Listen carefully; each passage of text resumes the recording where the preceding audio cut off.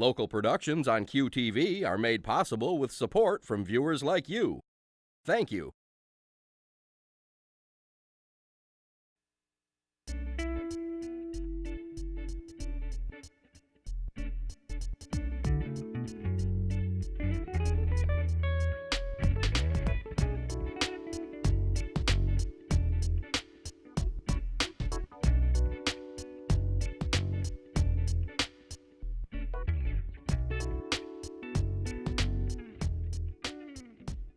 Hello everyone, I'm Junia. Welcome to Uncommon Sense. Thank you for tuning in.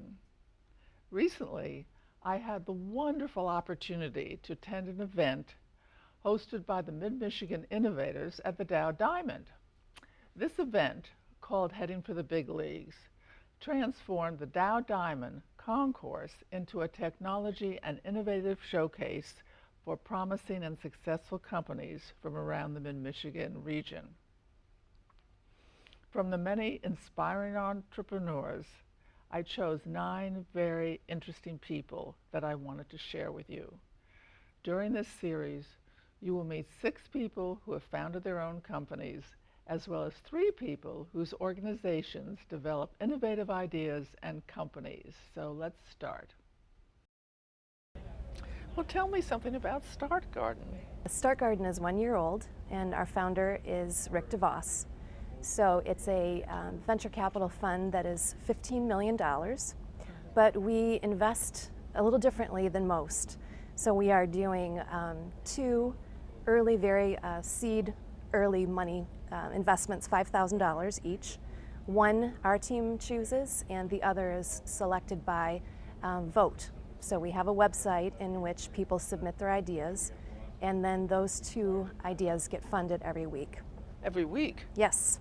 So we're investing $10,000 each week, and then we have an event. So these teams that get investment, they come through and they then have 60 to 90 days to run some kind of an experiment, and then they come back to a public event with like 200 people, and they have to tell the crowd what they did with their investment, and what they tested, what they learned, and then our team decides whether they get next level of investment. Do they get any help in that intermediary period of trying to prove their worth? Yeah, so what we're doing is we are based out of Grand Rapids, and we're working with many of the companies, partners, freelancers in the area through advising hours. We will make connections with them, so if they need to go to a designer, have a website developed to prove something, we'll make those connections. So it's really, we see it as needing 3 sources of capital. So we provide the financial, but they also need social capital and intellectual capital. So we hold monthly events where they can come, meet these advisors, meet investors, and talk with one another. And then we have this monthly update night. So lots of good stuff happens in our space just by these meetups that happen. What kind of proposals come through that website? What kind of ideas for new companies? Oh my gosh. Well, first of all, you only have to be for profit. And so we have service, we have physical product, we have tech stuff. So everything from, well, you interviewed Sue Kellogg from Nogum. She is one of our $5,000 investments. Oh, really? And then she also got follow-on investment at Update Night. So hers is a silicone teething product. Yes. We had another one come through that actually it's called Reindeer Cam. And he's actually a farmer, has reindeer, and he decided to set up these cameras, and people visited to watch the reindeer around Christmas, and they had 2 million views, and so and that came through the public endorsement. And so when you see that much excitement around an idea like that, then for that investment you think, all right, well, what do we figure out what to do with these 2 million views? So it can be, we've seen everything. Is that a company though, 2 million views? How would you make money if it's a for-profit idea? Well, so you know, this is one of the things that often happens. So they come through, there's not a business yet. It can be literally, you know, back of the napkin idea.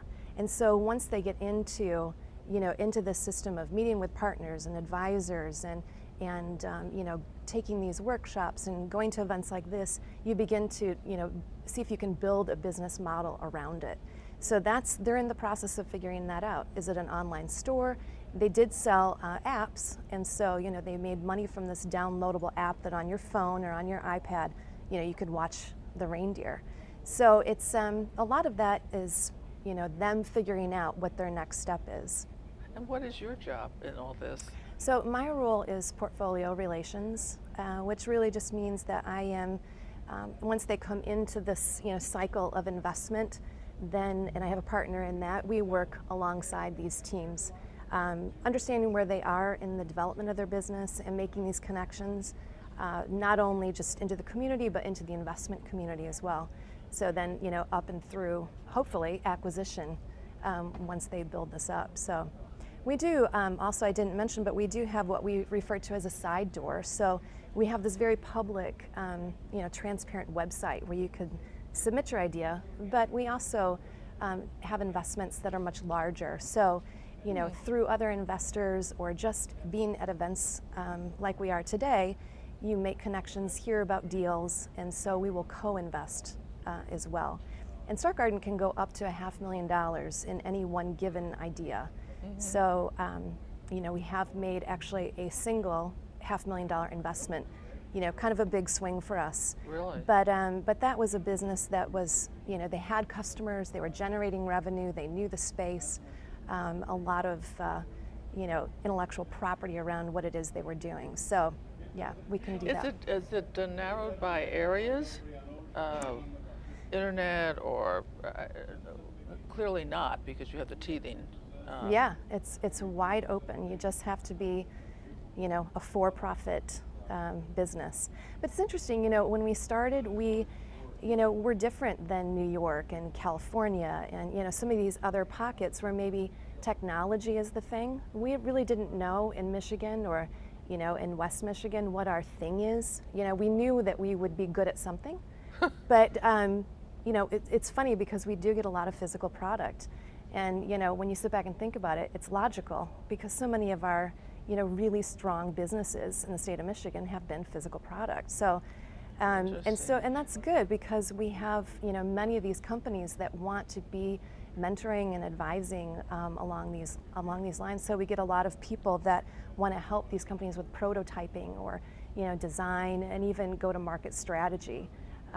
You know, which in the end, that's the big piece. You know, we're always looking for that validation about, you know, whether somebody cares about your idea, and typically that's because they've spent money, you know, to buy it. So, what's the most challenging part of your job? I think it probably, for me personally, it would have to do with just the number of teams that are coming through. We probably have, you know, over 100 portfolio companies at this point. And so it's, you know, it's that piece of managing it, but it's, over time it seems to be smoothing out a little bit. So just that 1 year mark was, I know. You didn't understand. You're a startup yourself. Yeah, exactly. We're very much a startup, and I think nobody really predicted the pace at which, you know, you had a guess about it. Right. But other people would say other things. But for me personally, I think that's what it is. And my background wasn't, you know, it wasn't as an analyst or, you know, venture capital. You know, I come from a business development background. So, you know, for me, a lot of it, 50% of my job I already knew, but the other was learning, you know, these contracts and these, you know, caps and validation, you know, valuation, all that kind of fun stuff. Thank you so very much. Yeah. I'm so sorry we have to end right now. Oh yeah, well thanks. Yeah, I really appreciate it. Well, Mike, I'm thrilled to have the chance to talk to you. Tell me about your company, Green Lancer. Hey, well, thank you, Junia. I'm very glad to be here. Green Lancer, think in terms of green energy freelancers. Oh. And we've created an e-commerce platform where contractors can go order the engineering documents they need to quickly develop solar electric projects.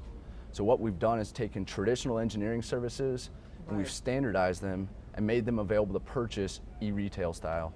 Okay, so break that down a little bit more for me. Is it like sew and go? I mean, these are the engineering parts are already done, and you're just tapping in, or you're outsourcing the design or problem to an engineering company, then aggregating that and returning that to your client? What we are doing we're giving contractors the ability to develop projects without hiring an army full of engineers. Okay. So what we do is we've standardized the process. Okay. So to develop a project, a solar electric project, we take a 4-step approach. We do a feasibility study. Is it feasible to put solar on the building? Okay. Then we look at it and say, if it is, here's the design. That would be a conceptual design. The 3rd step would be a complete financial analysis. And then the 4th step would be the actual permit drawings. So that is everything they need to install the system and be in compliance with the local authority having jurisdiction. Essentially, we're providing them the blueprints to go build these systems. And you're basically saying, is it worthwhile doing too if you do these workup studies? Exactly. So for brick and mortar engineering firms to hire engineers to evaluate site locations and do all the heavy lifting, it's very time consuming and it's very costly. So in a sense, we can be a plug and play website. They can log onto our website, they can fill out a form with basic information, and through technology and aerial reconnaissance and these things, we can engineer and design these systems if they're viable remotely. Oh, that's exciting. I've always wondered, I never think of Detroit and Michigan as really a green energy, sun place, maybe Arizona or someplace like that. But remotely is really interesting. So you really never have to see the site. That is correct. We've designed over 350 different systems that was in 6 countries on 3 continents and 32 states here in the U.S. So we've done a number of large projects and we've stepped foot on maybe one of those projects. And the thing is, if we need somebody to step on site for somebody, we have this virtual network of these highly accredited and highly experienced freelance engineers that we can send out overnight. So we have access to a large network of qualified experts that they're qualified and they're ready to be mobilized at any point. How long does that 4-step process take? That 4-step process, if it goes all the way to permitting, typically takes anywhere from 3 weeks to 6 weeks. We've been able to streamline that process.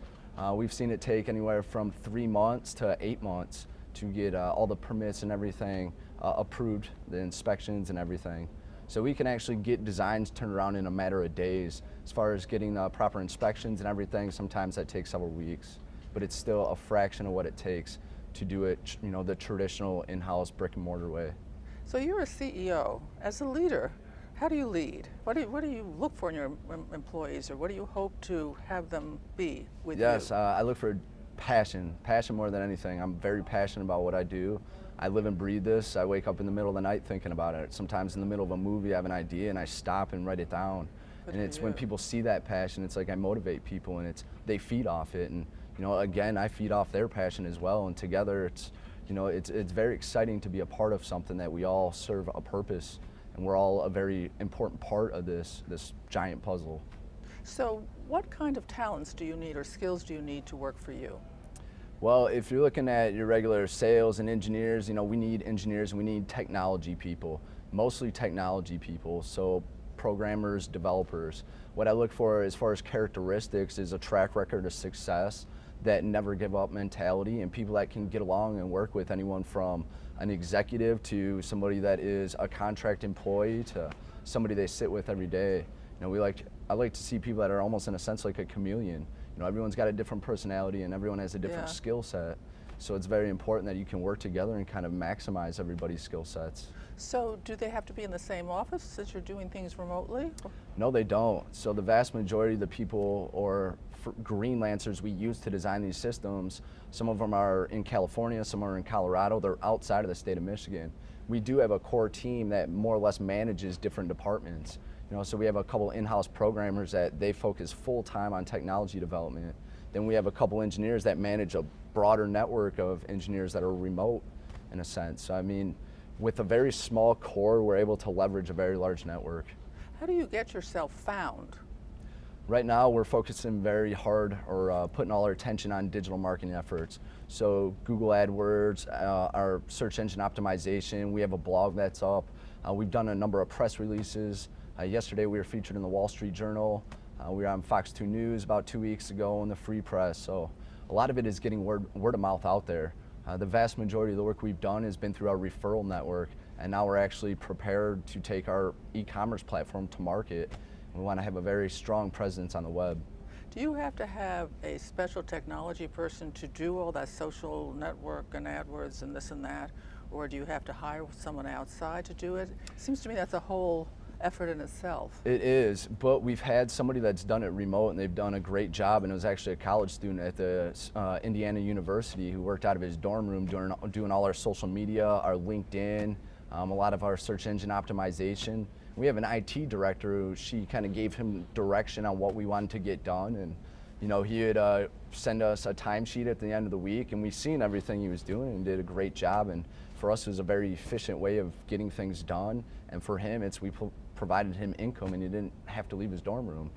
Boy, that's modern, isn't it? Yes, I mean, our whole business model is kind of built off of 3 trends. The demand for clean energy is rising. Yes. There's a huge freelance workforce now, larger than there's ever been, and the proliferation of mobile technology. Everybody has a cell phone, everybody has an iPad. So we're taking that clean energy demand, this freelance workforce, and technology, and kind of intertwining the 3. Well, what are you looking for in Midland? You're part of this exposition. Well, we actually were lucky enough to have the Blue Water Angels be our lead investors in our Series A. We've met a lot of great individuals within the organization who are not just sources for capital, but there is a company, Midland Solar Applications, who just became a client of ours. So I mean, there's a lot of strategic relationships outside of just access to capital. I mean, we're more interested in the resources we can get, whether it's potential clients or it's advisors and mentors. I see Midland as a great place with a lot of very innovative, creative, and knowledgeable people that would be great to kind of add to our network. Well, it was so wonderful talking with you. I am so glad you're here, and I wish you the best of luck. But I see you're on a takeoff already, and I would be interested to hear what's new in the year from now. Hey, thank you, Junia. It was a pleasure. You're most welcome, Mike. Reese, a Yes. cosmetic queen coming out. Exciting. We try. Tell me what you aim to do or are doing in Whip In Hand. cosmetics, well, I've been a makeup artist for about 16 years, and I've constantly mixed things on site. So that was my first thing. I wanted to create things that were different and customizable, and so that's kind of where it started. And then we just started creating our own cosmetics. I mean, anybody can get their cosmetics from Asia or wherever and put their own label on it and call it their cosmetics. Well, we wanted to do it in Detroit.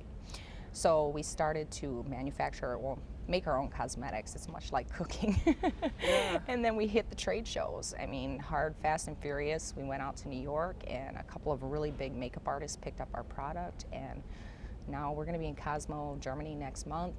We've been in Women's Wear Daily twice, and The Talk, and it's just been insane. So it's been great. What's some of your products? We have our primer, which is our #1 product, and that actually I brought you one.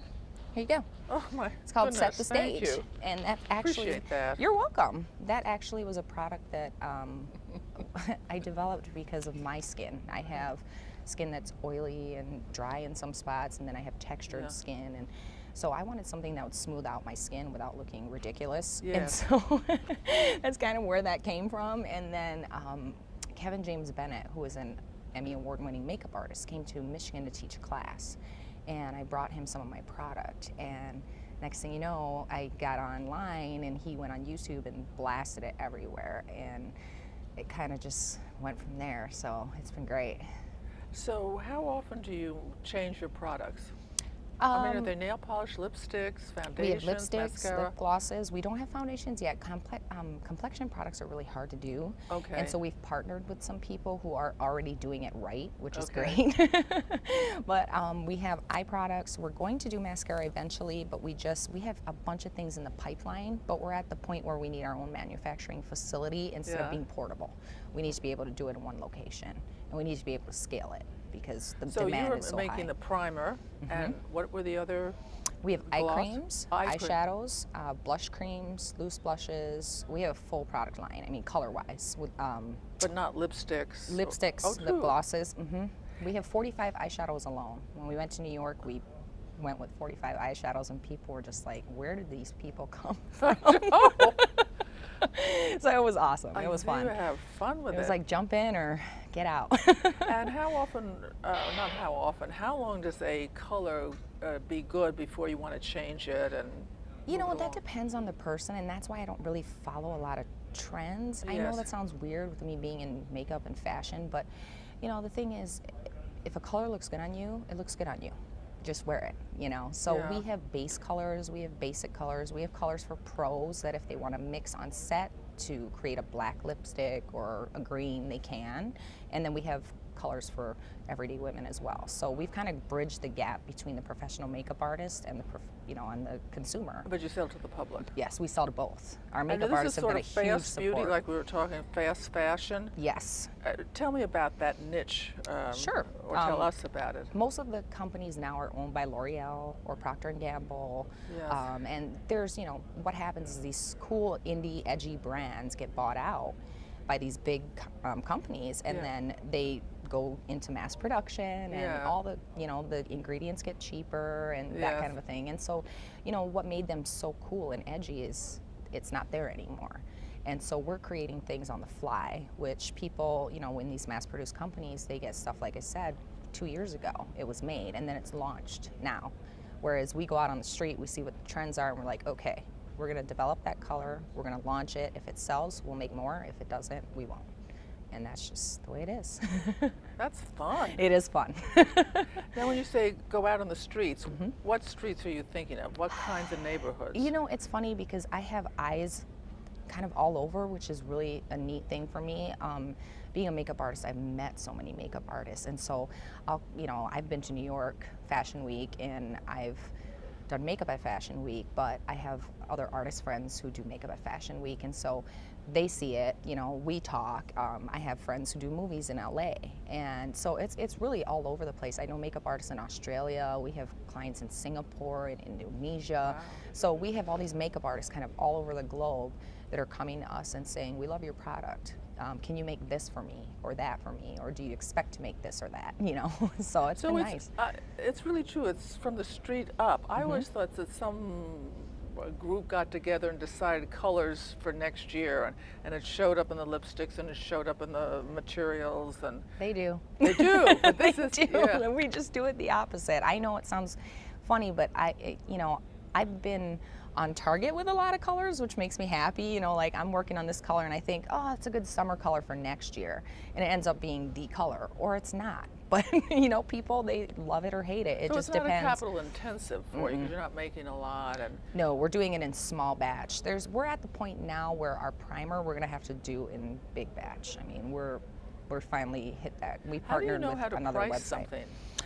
Well, cosmetics has a pretty much, across the board, they've got a pretty much the same thing. For Oh. us, we're 5 times. Okay. So usually, depending on the product.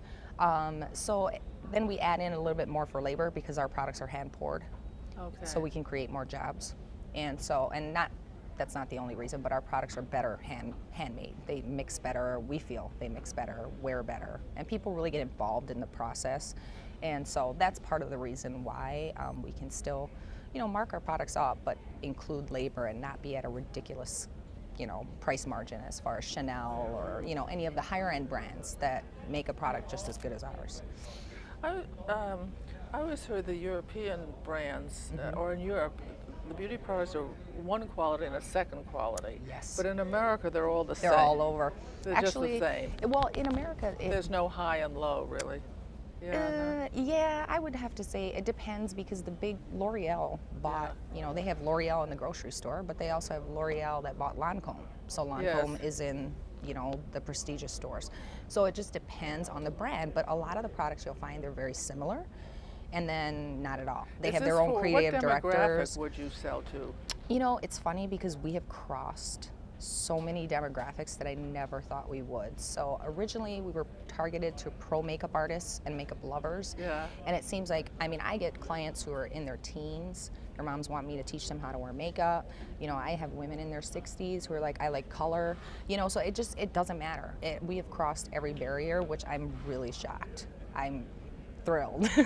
I'm thrilled for you. Thank you. I think you have a wonderful product, Thank a wonderful you. approach, lots of enthusiasm. I try. And the I whole love what I market would do. be grateful. Yeah, isn't that a secret? Love what you do. Love and what I do. It's energizing. Yes, Thank it you is. for being here, Thank Riese. you. Enjoy it. I really appreciate it. Thank you. To contact Junia, send her an email at info@juniadome.com. For more information, program schedules, and news about future guests, go to www.juniadome.com.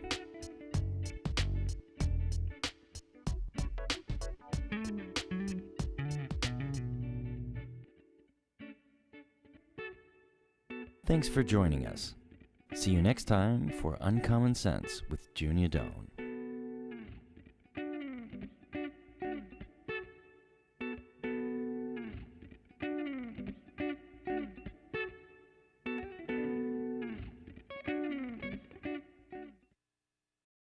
Local productions on QTV are made possible with support from viewers like you.